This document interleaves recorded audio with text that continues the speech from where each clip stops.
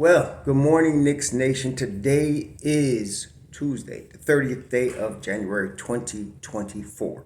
Hope you're safe and healthy today. Hope your family's safe and healthy, and that the needs of you and your family in terms of food, shelter, clothing, as well as health are being met today. Blessings upon those that work in the healthcare field, who work along with the first responders every day to save lives, and those that pick up garbage for us to keep our places clean, and those that make deliveries of important things like food, water, mail, people.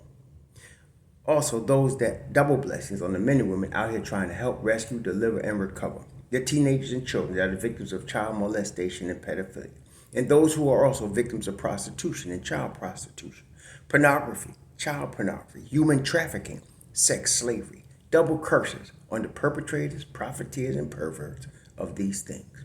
Finally, double blessings on the homeless.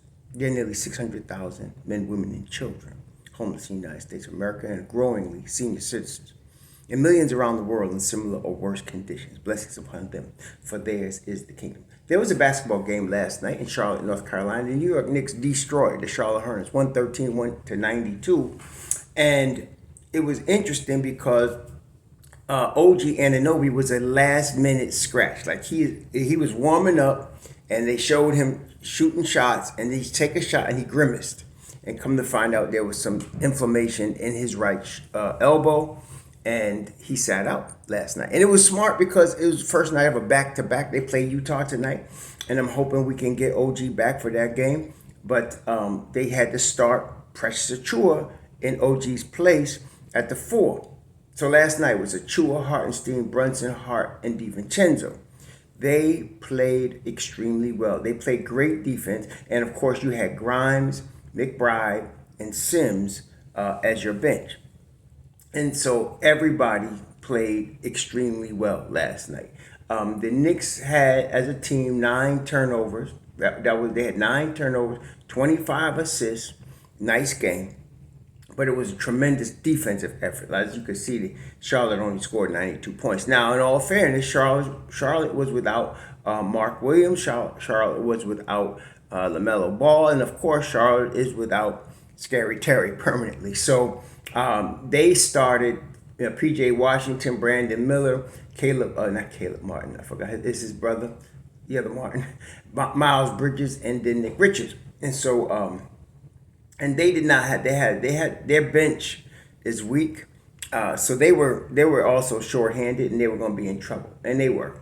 And so it was a good game to see how the Knicks would flow without Ju, but unexpectedly how they would flow without OG Anunoby. Now, I feel like the Knicks could definitely hold their own without Julius until he gets back with OG, but we can't have a lot of games right now where we're missing OG Anunoby. All right. So last night, okay, we're playing Charlotte. Yeah, we can weather that storm. Obviously, they did, but they're going to need OG going forward. So I'm just hoping that last night was just him resting that elbow so that he can come back and play tonight at the Garden. They said it was inflammation, so that's like a tendon thing. I'm not a doctor, but it's like a tendon thing in your elbow. So I'm hoping he is able to come back and play tonight against Utah. Now, the standings are tight. The Knicks are virtually tied with Philadelphia for the 3rd seed. Cleveland is a half game behind them. And Cleveland, to me, right now, the way things look, is the favorite to take the 3rd seed, in my view. And the reason I say that is because, of course, we see the Knicks with the injuries, of course, with Ju and then Mitch Robb being out. And Philly last night was again without Joel Embiid. Okay, Cleveland has been without Evan Mobley, but Cleveland's been balling. I mean, I think Cleveland is probably, along with the Knicks, the 2 hottest teams in the NBA right now. And Cleveland, and they got Mobley back last night, and they have Okoro, Jarrett Allen, Mitchell, and Strus has been the real revelation for them. The 2 new additions, Strus and George Niang, have been really big for them on both sides of the ball, defensively as well as offensively. Strus has been shooting the ball very well. And so they're really hot right now. And so the Knicks have won, 7 straight. But Cleveland, let's see if I look at Cleveland is 9-1 in their last 10. They're 9-1. The Knicks are 8-2 with 7 straight. Cleveland is 9-1, just won 2 straight. But it's going to be a dogfight. The thing is that separates Cleveland above all is right now it's the schedule. Look at the Cleveland schedule. Watch this. Now they also, they come through some rough schedule like the Knicks, but they got Detroit, Memphis, San Antonio. Those the next 3. Okay, Detroit, Memphis, San Antonio. Then they got a game that I consider, a real game against Sacramento. Then they got Washington.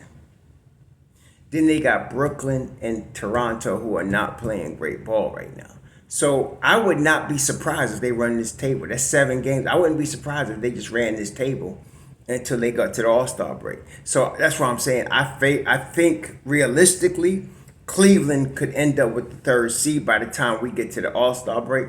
I'd be surprised if the Knicks did. The Knicks schedule is not, the Knicks have come through a real, like I mentioned, hellified schedule. But let's go through the Knicks' next few games.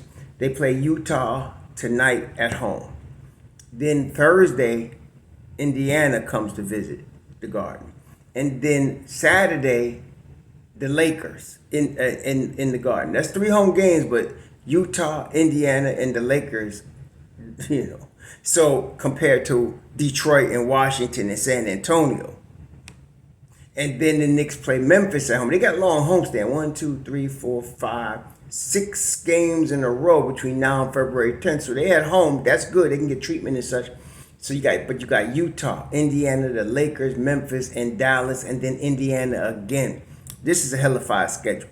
So even though they're at home, we really need Precious Achiuwa. And I'm glad, Tom Thibodeau. I know people, it's funny. When the Knicks are winning, nobody points at the coach. When they losing, everybody says it's coaching. Some of y'all sick. Tom Thibodeau is doing an outstanding job in coaching the Knicks. He has been from the beginning. But with all of his studs out, he's doing a fantastic job of coaching this team. And so right now, with the schedule we got, I like how he's playing Hartenstein. If you noticed last night, Hartenstein played like 16 and a half minutes. The game before, he played like 15 minutes. Thibodeau is easing him back into the lineup, even though they're shorthanded. And he's using some Jericho Sims, and some Precious Achiuwa, easing him back. And you could tell Hartenstein is chomping at the bit to play more. So, but Tibbs is handling him right. So now when you're dealing with him, if he can come back, let's say in a week, that he's able to go back full tilt, that's going to help a lot. Because, like I said, the Knicks are coming into a hellified schedule, whereas Cleveland is not. Cleveland's got pretty much, I want to say it's a cupcake schedule. That's what Cleveland got. Cupcake schedule.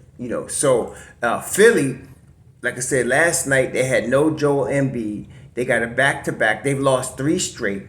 Tonight they're at Golden State. They're doing their West Coast trip, which we already did. They're doing their West Coast trip. This tonight is the second night back-to-back at Golden State on TNT. I'm expecting Joel Embiid to play. But you never know what you're going to get from Golden State. They can be the Golden State Warriors of 2016, or they can be the new Golden State Warriors, which look like they're a lottery team. You never know what you're going to get. But they got Golden State tonight, and then on Thursday, they got Utah at Utah. So, and then they're at home against Brooklyn, Dallas. They got Golden State again, Atlanta. That's not no cupcake schedule, okay? So if Joel Embiid misses more time, which is likely, they're going to slip from number 3. They're not going to hold number 3. So what we're looking at is if the Knicks can hold it together with glue until Drew gets back, they could be the 4th seed in the East again, at least after the All-Star break. And Cleveland will probably be the 3rd seed It would be a miracle because Cleveland's been balling, and like I said, they got a cupcake schedule coming up. So we have to see what happens. But in realistic, I'm thinking Cleveland will be the third seed, the Knicks will be the fourth seed, and Philly will probably slip to the fifth seed. They better watch themselves. But yeah, that's what they're looking like. Now, if the playoffs were to begin, that would mean that the Knicks and Cleveland wouldn't meet until the Eastern Conference Finals. Anyway, let's just, is what it is. But the Knicks have won 30 games. They're 30-17 after 47 games. Okay, I just want y'all to think about how many of y'all was talking at the beginning of the season about play-in. How many big platforms? The Knicks think play-in, maybe the AFC. Look at this now. Look at this now. And that's with the loss of Mitchell Robinson, with the loss of Julius Randle. So, anyway, I like the way we're looking. I'm hoping we get OG back tonight against Utah in the Garden. If he doesn't play tonight, I'm looking for him to play for sure on Thursday. We need him. We need him bad. He is really, at this point, OG Anunoby is the glue of the defense right now. Everybody else plays off of him defensively. And so that's the most important part. And then, of course, you got Indiana on Thursday. So, and you're probably going to have Halliburton back for that game. So, it's going to be the next couple of games. Next week is going to be a tough schedule for the Knicks. But the Knicks are a tough team. And if we can get OG Anunoby back with the squad we have, I think we can weather the juice storm for a minute. Okay, and all we got to do, we got 1, 2, 3, 4, 5, 6, 7, 8 more games until the All-Star break. 8 more. So if we can, all I'm looking for is 4-4. If we can go 4-4 in the next 8 games, if they can go 4-4, then at that point the Knicks will be 34-21. I'll take that. Okay. At the end of it, by the time you get to All-Star break, if the Knicks are 34-21, I'll take that. After 55 games, I'll take that. Okay. So, and if they get better, that'd be really good. Really, really good. But 4-4. If we can go 4-4, it's a tough schedule. We can go 4-4 in the next 8. Finishing at Orlando on February 14th. I'll be at that game. If we can go 4-4 in the next 8, I think the Knicks will be in good shape because I'm really looking for Drew to come back either right after the All-Star break, February 22nd against Philly, or February 24th against Boston. I'm looking for him to come back in one of them 2 games. I'm hoping it's the Philly game.